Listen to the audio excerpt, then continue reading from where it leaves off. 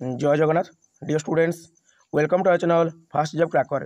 देखो dear students board of secondary education Odisha कटअप तरफ गोटे इंपोर्टाट अपडेट आसी इंपोर्टाट अपडेट टी आमर ओटीटी एग्जामिनेशन रिलेटेड आमर ओटीटी जो फॉर्म फिलअप डेट थिला पिला माने तार डेट फाइनाली एक्सटेंड होईछि।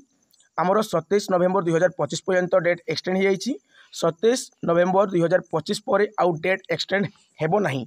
ओके, तो जो माने अप्लाई करना बा पेमेंट करला बेले किसी पेमेंट फेल होईछि से माने आउ थे अप्लाई करि पारिबे, पेमेंट को मध्य वर्तमान सक्सेसफुल करि पारिबे। ओके, तो निश्चित भाव में अप्लाई करनी पिला माने जो माने अप्लाई करिनो आउ जो माने हमरो पेपर 1 पेपर 2 रो नोट पाइबा चाहूछ ओटीटी रो आउ सीटेट रो से माने हमरो डिस्क्रिप्शन रे थिबा लिंक रे क्लिक करिकि नोट को परचेज करि पारिबे।